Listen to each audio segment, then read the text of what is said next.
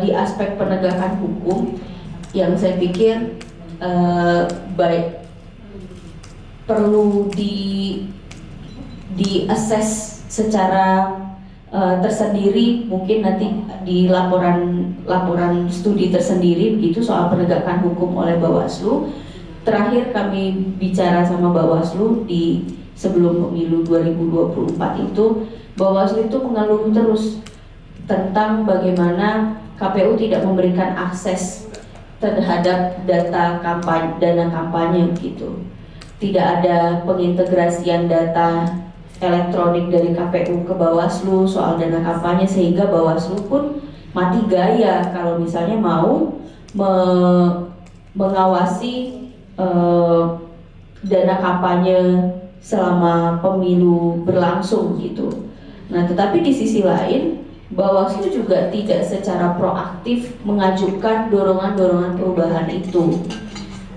Tidak misalnya menyesuaikannya lewat peraturan Bawaslu begitu, secara responsif membuat garis-garis apa sih yang harusnya secara proaktif dilakukan oleh Bawaslu terkait dengan pengawasan dana kampanye, atau berkolaborasi dengan kalau kolaborasi dengan lembaga lain itu terlihat di dalam MOU, tapi misalnya dengan PPATK ataupun dengan beberapa lembaga negara lainnya untuk pengawasan. Tetapi saya tidak tahu seberapa signifikan peran itu dilakukan oleh masing-masing lembaga, sehingga hasil dari pengawasan itu juga tidak terlalu signifikan begitu, mengawal adanya money politics dan lain sebagainya. Nah, di sisi lain juga Bawaslu itu pernah mendorong audit investigatif, tetapi tidak terlalu proaktif juga begitu. Mereka mengidentifikasikan masalah, ada masalah soal audit, ada masalah soal transparansi dan aksesibilitas data, tetapi mungkin membutuhkan support yang lebih begitu untuk bisa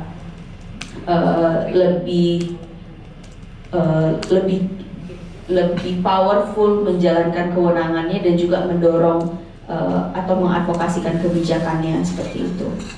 Nah, soal Bawaslu juga, pendekatan penegakan hukum yang digunakan oleh Bawaslu itu kurang lebih banyak berbicara dan juga membahas soal penegakan hukum yang sifatnya konvensional saja. Jadi hal-hal yang secara praktikal bisa dilihat konkretnya di publik begitu. Misalnya bicara soal alat peraga kampanye, kemudian pengawasan tentang sosialisasi dan juga kampanye dan semacamnya begitu. Jadi Bawaslu pun dalam menangkap problem kepemiluan itu lebih banyak tentang hal yang sifatnya konvensional dan praktikal tadi. Jadi tidak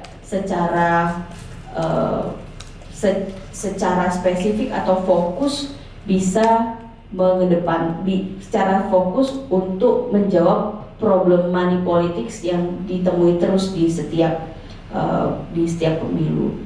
Problem dari penegakan hukum lainnya yang kemudian bermuara di Mahkamah Konstitusi dalam pengamatan kami juga, soal money politics yang berkaitan dengan transparansi dana kampanye ini hampir tidak jadi isu ya Mas Oik dan Mas Egy di setiap persidangan di Mahkamah Konstitusi.